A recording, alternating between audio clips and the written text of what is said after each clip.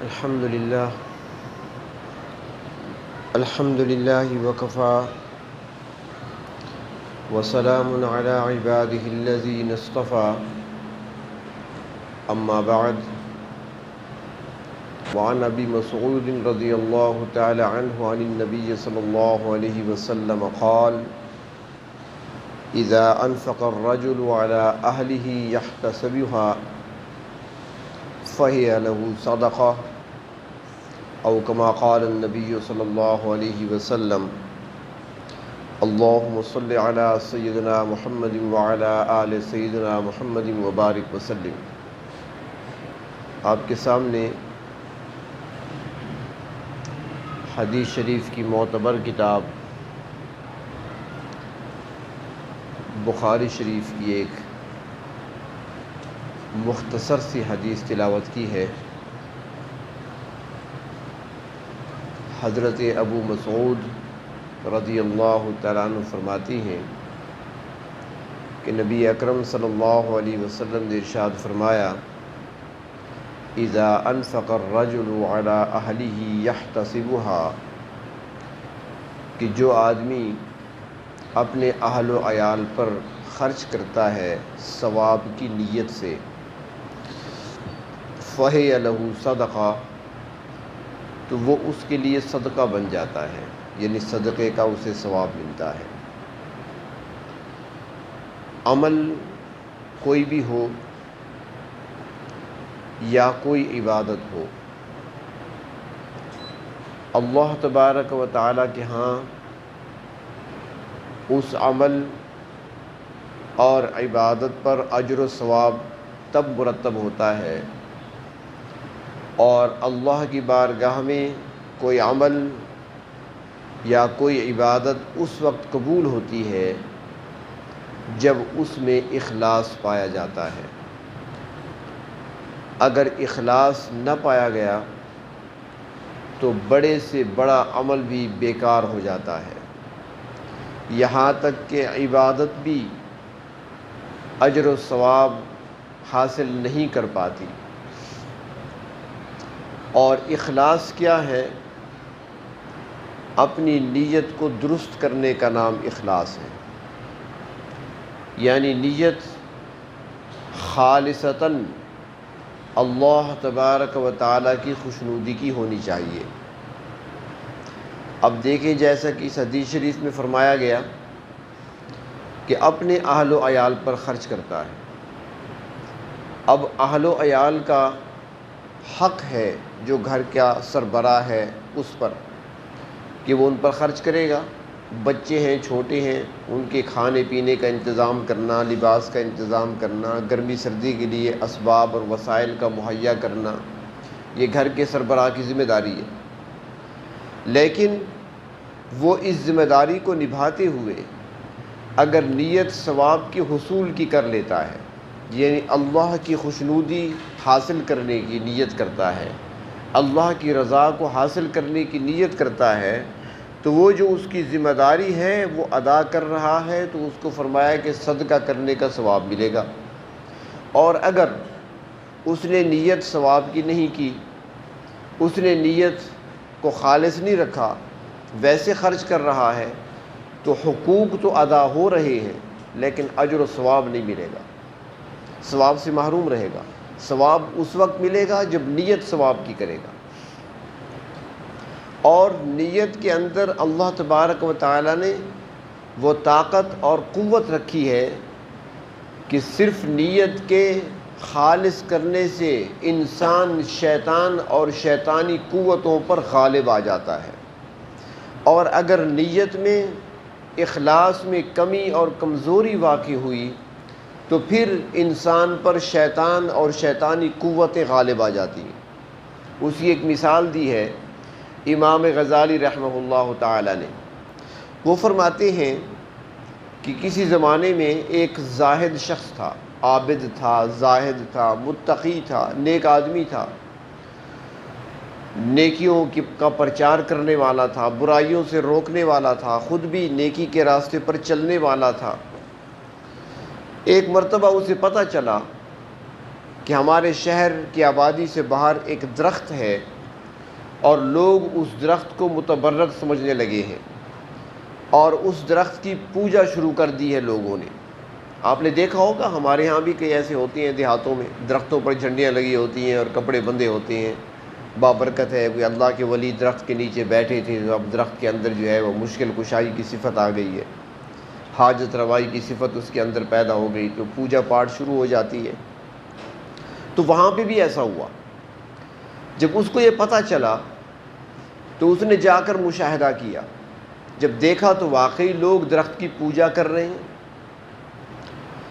تو اس نے فیصلہ کر لیا کہ اب یہ لوگ روکنے سے رکیں گے نہیں، اس کا ایک ہی حل ہے کہ درخت کو کاٹ دیا جائے تاکہ یہ درخت ہی باقی نہ رہے۔ جب درخت ہی نہیں ہوگا میدان صاف ہو جائے گا۔ چنانچہ وہ گھر آیا اور اس نے درخت کاٹنے کے ارادے سے کلہاڑا اٹھایا اور درخت کاٹنے کے لیے چل پڑا۔ امام غزالی رحمہ اللہ تعالی فرماتے ہیں کہ وہ راستے میں بڑے جوش میں جا رہا تھا، توحید کے جذبے سے سرشار تھا، شرک کا کلا کما کرنے کے لیے اور شرکیہ جو مرکز بنا ہوا تھا اس کو ختم کرنے کے لیے ایک جوش کے ساتھ جا رہا تھا، کلہاڑا کندھے پہ رکھے ہوئے۔ راستے میں انسان کی شکل میں شیطان آیا، انسانی شکل اس نے اختیار کی، سامنے آ گیا۔ اور اس نے کہا بھائی جان بڑے غصے میں ہو، خیر تو ہے، کہاں جا رہے ہو؟ اس نے کہا بس جا رہا ہوں، ایک درخت ہے یہاں پر، لوگوں نے اس کی پوجا پاٹ شروع کر دی ہے، شرک کرنے لگے ہیں، اللہ کی نافرمانی ہو رہی ہے، تو میں اس درخت کو کاٹنے کے ارادے سے جا رہا ہوں، آج میں اسے کاٹ دوں گا۔ تو شیطان نے کہا کہ یار کیوں کاٹتے ہو؟ بس تم عبادت نہیں کرتے اس کی تو نہ کرو، تم درخت کے قریب نہیں جاتے، برکت حاصل نہیں کرتے اس سے تو نہ کرو، اب دوسروں کو کیوں روکتے ہو؟ چھوڑو اسے۔ اس نے کہا ہٹ جاؤ میرے راستے سے، تم مجھے کیوں روک رہے ہو؟ تو بہرحال بات بحث تک بڑھی اور بحث سے آگے بڑھی اور لڑائی شروع ہو گئی، آپس میں لڑنے لگے۔ اور لڑنے میں ایسا ہوا کہ اس نوجوان نے، اس زاہد نے، اس عابد نے شیطان کو نیچے گرا دیا، اس کے سینے پہ سوار ہو گیا۔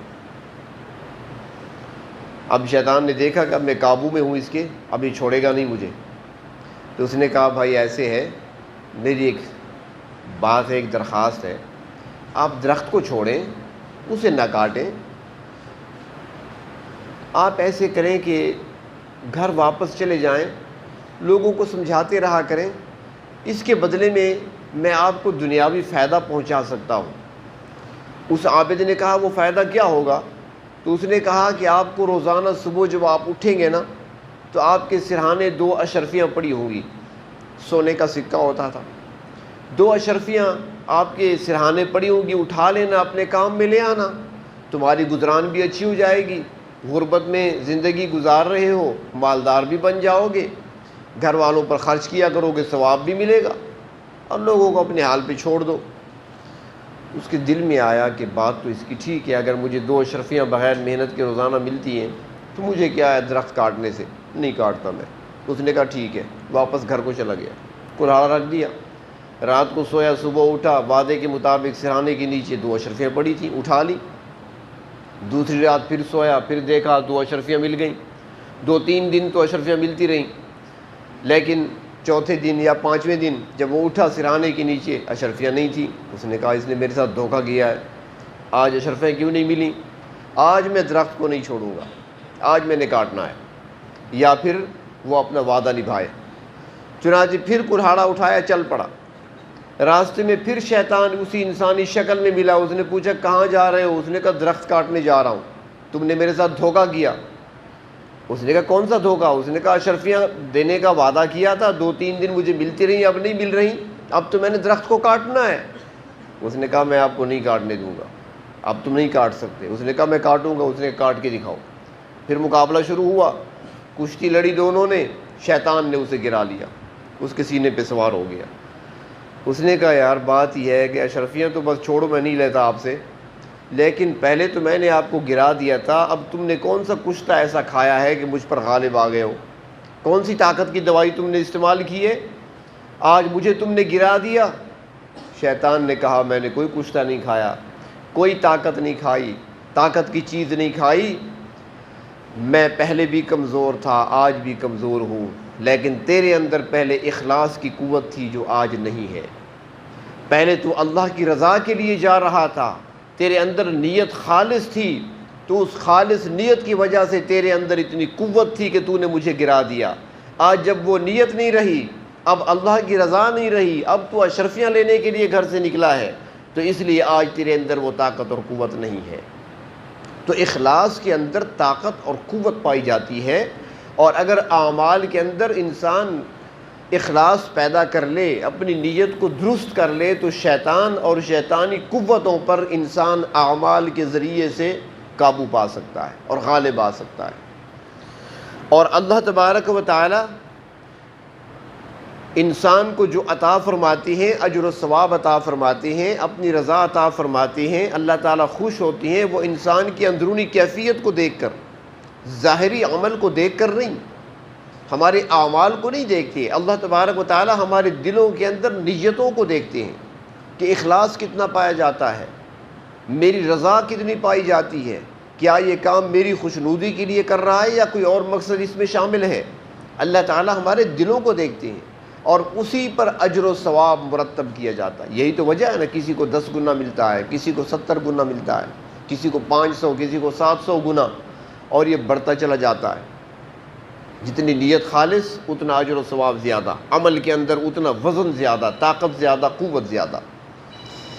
حدیث شریف میں آتا ہے کہ بنی اسرائیل میں ایک علاقے میں ایک زمانے میں قحط پڑا، اور قحط ایسا شدید ہوا کہ لوگ دانے دانے کو ترس گئے۔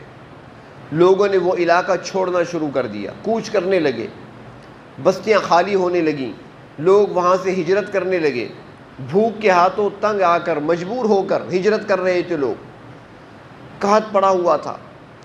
تو فرماتے ہیں کہ اسی قوم میں، اسی قبیلے میں سے ایک شخص اپنی بستی کو چھوڑ کر جا رہا تھا، راستے میں اس نے دیکھا ایک ٹیلا نظر آیا، اور وہ ٹیلا ریت کا ٹیلا تھا، بہت بڑا ٹیلا۔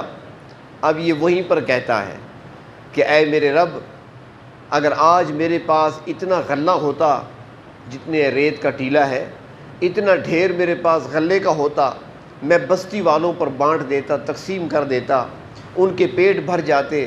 آج میری بستی کا کوئی فرد یا بستی کو چھوڑ کر نہ جاتا، یہاں سے ہجرت کوئی نہ کرتا، اپنے گھر بار کو کوئی نہ چھوڑتا، میرا پورا علاقہ، میری پوری بستی شاد و آباد رہتی۔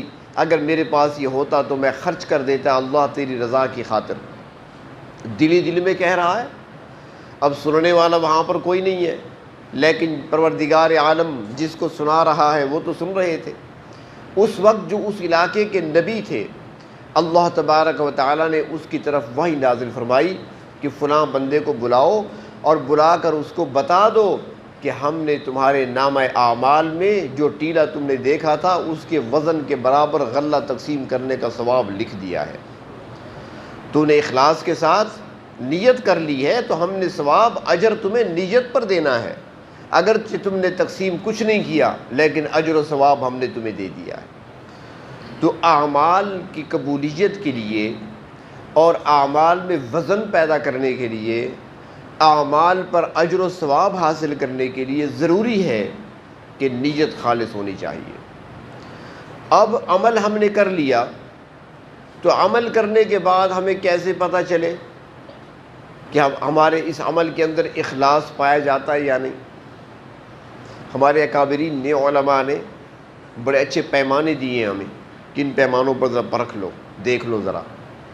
فرماتے ہیں کہ عمل کرنے کے بعد دیکھ لے انسان اور سوچ لے، کیونکہ عمل کے خالص ہونے کے لیے 4 چیزوں کا ہونا ضروری ہے، 4 باتیں وہ چیک کر لے۔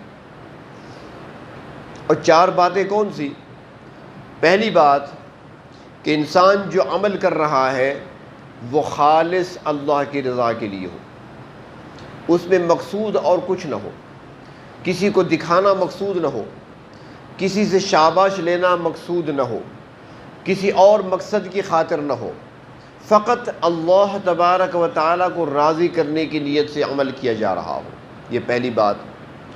دوسری بات، اگر اخلاص کو چیک کرنا ہے تو اس میں عمل کرنے والا وہ اپنے دل میں سوچے کہ میں جو عمل کر رہا ہوں اس میں میرا کمال کوئی نہیں، اپنے پروردگار کی عطا کی ہوئی توفیق سے کر رہا ہوں۔ لوگ تو اور بھی بہت سارے ہیں، بہت سارے لوگ ہیں۔ اب دیکھ لیں ڈیرے کی کتنی آبادی ہے، ہماری لاکھوں کی آبادی ہے، لیکن چند افراد ہیں جن کو اللہ تبارک و تعالیٰ نے چند لمحے اللہ کے گھر میں بیٹھنے کی توفیق عطا فرما دی ہے، اللہ اور اللہ کے رسول صلی اللہ علیہ وسلم کی باتیں اور ان کی تعلیمات اور تفہیمات کو سننے اور ذکر کرنے کی توفیق عطا فرما دی ہے۔ تو بندہ یہ سوچے کہ میں جو کر رہا ہوں، میں جو یہاں پہ آیا ہوں، اللہ کی رضا کے لیے اور مقصد کوئی نہیں، نہ کسی کو خوش کرنا ہے، نہ کسی اور کو راضی کرنا ہے، نہ کسی کو دکھانا ہے کہ میں ذاکر ہوں، اللہ کو راضی کرنا ہے۔ دوسری چیز کہ یہ جو کچھ ہوا یہ اللہ کی توفیق سے ہوا، اللہ تبارک و تعالی نے مجھے ہی توفیق دی ہے، یہ اللہ رب العزت کا مجھ پر احسان ہے، فضل ہے، مجھے توفیق دی ہے کہ میں اس کی یاد کے لیے چند لمحے فارغ کر کے بیٹھا ہوں، میرا اپنا کمال کوئی نہیں۔ تیسری چیز یہ ہے کہ اس عمل میں انسان جلد بازی نہ کرے، جلدی نہ کرے، کیونکہ ویسے بھی حدیث شریف میں آتا ہے کہ جلد بازی شیطان کی طرف سے ہوتی ہے۔ عمل جو کر رہا ہے اس کے اندر ٹھہراؤ ہو، اس کے اندر نرمی پائی جائے۔ مثال کے طور پر نماز ہم پڑھ رہے ہیں، تو نماز کس کی پڑھ رہے ہیں؟ اللہ کے سامنے کھڑے ہیں، اللہ کی رضا کے لیے پڑھ رہے ہیں، مسجد میں آنے کی، مصلی پہ کھڑے ہونے کی توفیق اللہ نے دی ہے۔ جب یہ تصور میں ہوگا تو پھر تیسری چیز، جب راضی رب کو کرنا ہے، توفیق بھی اس نے دی ہے، تو پھر اطمینان سے کیوں نہ ادا کیا جائے؟ پھر سکون و اطمینان کے ساتھ جلد بازی کو چھوڑ کر آرام سے نماز پڑھی جائے، یا کوئی بھی عمل ہے اس میں جلد بازی نہ کی جائے۔ اور چوتھی چیز اخلاص کے لیے یہ ہے کہ عمل کرنے کے بعد قبولیت کی دعا کی جائے۔ اے میرے رب، میں نے عمل تو کر لیا لیکن آپ کی شان کے مطابق تو نہیں ہے، کہاں میں اور کہاں آپ کی شان، کہاں آپ کی عظمت، میں کہاں حق عبادت کا ادا کر سکتا ہوں۔ اے میرے پروردگار، میرا عمل ٹوٹا پھوٹا ہے، اس میں ساری خامیاں ہی خامیاں ہیں، اپنی بارگاہ میں رحم فرماتے ہوئے قبول فرما لیں، یعنی قبولیت کی دعا۔ یہ چار چیزیں فرمایا کہ اگر پائی جائیں تو سمجھ لیں کہ عمل کے اندر اخلاص پایا جاتا ہے، اور اگر یہ چار باتیں نہیں ہیں تو پھر وہ عمل اخلاص سے خالی ہے۔ اب اس میں تھوڑی سی مشق ہے، کیونکہ ہماری جو مجلس ہوتی ہے یہاں پر یہ کچھ سیکھنے سکھانے کے لیے ہوتی ہے، یہاں پر صرف کوئی جلسہ ایک الگ چیز ہوتا ہے، جلسے میں تقاریر ہوتی ہیں، خطبہ حضرات آتے ہیں، اپنے خطابت کے فن دکھاتے ہیں، جوہر دکھاتے ہیں، یہاں پر یہ مقصود نہیں ہوتا، یہاں پر کچھ سیکھنا سکھانا ہی مقصود ہوتا ہے۔ تو اس لیے یہ باتیں جو یہاں پہ ہوتی ہیں ان کو اپنی دل کی تختیوں پہ لکھ لیا کریں، کاپیوں پہ نہیں، دل کی تختیوں پر۔ وہ غالباً امام غزالی رحمہ اللہ تعالی، ان کا واقعہ ہے شاید، کہ ایک مرتبہ سفر پہ جا رہے تھے، لمبا سفر تھا، اور سفر کے لیے انہوں نے نئے کپڑے بھی لیے تھے، سفر لمبا تھا، اور کچھ کھانے پینے کا سامان بھی تھا، وہ بھی اونٹوں پہ لدا ہوا تھا زیادہ راہ کے طور پر، لباس بھی تھے، اور کچھ خرچے کے لیے جو پیسے رقم تھی وہ بھی ساتھ تھی، قافلہ جا رہا تھا، سفر کر رہے ہیں۔ دوران سفر راستے میں ڈاکہ پڑ گیا، ڈاکو آ گئے، قافلہ لوٹ لیا، اونٹ بھی لے گئے، اونٹوں پر لدا ہوا سامان بھی لے گئے، نقدی بھی گئی، خرچہ بھی گیا، کھانے پینے کا سامان بھی گیا، وہ کپڑے نئے پرانے سارے وہ بھی گئے۔ امام غزالی رحمہ اللہ تعالیٰ کی کتابیں تھیں اونٹ پر، وہ بھی رکھی ہوئی تھیں، وہ بھی ساتھ لے گئے۔ اب یہ اس زمانے میں کتابیں یہ تو نہیں جنہیں کہ بازار سے منگوا لو، ہاتھوں سے لکھا کرتے تھے، اور ایک ایک کتاب ایسی بھی ہوتی تھی جو سالوں میں تیار ہوتی تھی، بڑی محنت ہوتی تھی، مشقت ہوتی تھی لکھنے میں، تو کئی کتابیں تھیں ان کی لکھی ہوئی، چھوٹی موٹی کتابیں۔ جب ڈاکو لے کر جا رہے تھے نا سب کچھ چھین کر، تو امام غزالی رحمہ اللہ تعالیٰ ان کے پیچھے چل پڑے، جو ڈاکوؤں کا سردار تھا اس کے پیچھے چل پڑے، اس کی نظر پڑی، رک گیا، اس نے کہا جی کیا ہے؟ اس نے کہا ایک درخواست ہے۔ کہا بتاؤ کیا ہے؟ تو اس نے کہا کہ بات یہ ہے کہ آپ نے ہم سے سب کچھ چھین لیا، سب کچھ آپ ساتھ لے جا رہے ہیں، ہمارے لباس کپڑے آپ لے گئے، نئے تھے پرانے تھے وہ آپ کے پاس آ گئے، ہمارے اونٹ آپ لے جا رہے ہیں، نقدی آپ نے ہم سے چھین لی ہے، کھانے پینے کا سامان لے گئے، کسی چیز کا ہمیں کوئی گلہ شکوہ نہیں ہے، بس نقصان تھا ہو گیا، آپ لے جا رہے ہیں لے جائیں، لیکن ان اونٹوں پر میری کتابیں ہیں، آپ کی مہربانی ہوگی وہ مجھے واپس کر دیں، آپ کے تو کسی کام کی ہے نہیں، آپ نے پھینک دینا ہے، کیا کرنا ہے، اور میرا تو سارا علم اسی کے اندر ہے۔ ڈاکوؤں کے سردار نے بڑے غور سے دیکھا اور اس نے کہا جی آپ عالم ہیں؟ اس نے کہا جی علم ہے تھوڑا بہت۔ فرمایا اچھا تو کتابوں میں کیا ہے؟ علم رکھا ہوا ہے، اگر ہم لے گئے تو آپ کا نقصان ہوگا۔ اس نے کہا بالکل نقصان ہوگا، میرا علم ضائع ہو جائے گا۔ ڈاکو کہنے لگا امام غزالی کو اگر علم ہے کتابوں میں اور آپ اس لیے عالم ہیں کہ آپ کے پاس کتابیں تھیں اور آپ عالم ہیں، تو پھر اب آپ کے پاس کتابیں تو نہیں رہی، کتابیں تو میرے پاس ہیں، تو میں عالم بن گیا ہوں۔ اگر علم کتابوں سے ہوتا ہے تو کتابیں تو میرے پاس ہیں، میں مالک ہوں، پھر تو میں عالم ہوں۔ تو اس نے کہا امام غزالی کو علم وہ ہے جو سینوں میں محفوظ کیا جائے، علم وہ نہیں جو کتابوں میں لکھا جائے۔ تھا تو ڈاکو، امام غزالی فرماتے ہیں تھا تو ڈاکو لیکن کام بڑی قیمتی اور کام کی بات کر گیا۔ فرماتے ہیں میں نے کتابیں اس سے واپس لے لی، اس نے دے دی مجھے، لیکن اس کی بات میرے دل کو لگی، اس کے بعد میں جب بھی مطالعہ کرتا تھا بجائے لکھنے کے میں دل پہ لکھا کرتا تھا، جو بھی پڑھتا تھا یاد کر لیا کرتا تھا۔ تو یہاں پر جو باتیں ہوتی ہیں نا یہ یاد کرنے کی ہیں، دل کی تختیوں پر لکھنے کی باتیں ہیں۔ تو کوئی بھی عمل کرنے سے پہلے مثلا آپ نماز پڑھ رہی ہیں تو اب یہ 4 باتیں آپ نوٹ کر لیں، یاد کر لیں ان باتوں، ہر عمل سے پہلے ان کو دہرا لیا کریں۔ نماز سے پہلے مشق ہے، ابتدا میں ذرا مشکل ہوگا آپ کے لیے، لیکن پھر آپ عادی بن جائیں گے، اور جب عادت بن جائے گی پھر آپ کبھی بھولیں گے نہیں۔ جب بھی کوئی عمل کریں، مثلا نماز کے لیے کھڑے ہو رہے ہیں تو 1 منٹ کے لیے ذرا رک جائیں، اپنی نیت کو ٹھیک کر لیں، اللہ کی رضا کے لیے پڑھ رہا ہوں اور کوئی مقصود نہیں۔